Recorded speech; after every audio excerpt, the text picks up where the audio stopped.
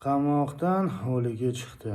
Komil Allamjonovga suiqasd ijrochilaridan biri qamoqxonada vafot etdi. Prezident administratsiyasi mulozimiga suiqasd qilishda ayblanib, jazo muddatini o'tayotgan Ismoil Jahongirov 26 fevral kuni qamoqxonada vafot etgan. Uning yaqinlari Kun.uzga ma'lum qilishicha, ularga marhum o'z joniga qasd qilganini aytishgan.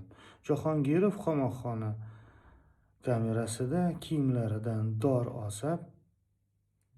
yasab, o'zini osgani aytilyapti. Marhum 27 fevral kuni dafn etilgan.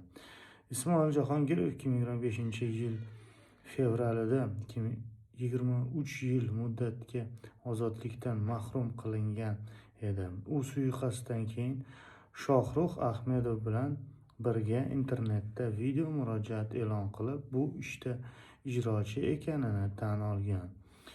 Sud hukmi bilan Shohrux Ahmedov ham 23 yilga ozodlikdan mahrum etilgan. Eslatib o'tamiz, bu ishda Prezident Davlat xavfsizligi xizmati o'z xavfsizligi boshqarmasi sobiq boshlig'i Shuhrat Rasulov suiqasd buyurtmachisi sifatida 23 yilga Janubiy Koreyadan ushlab keltirilgan.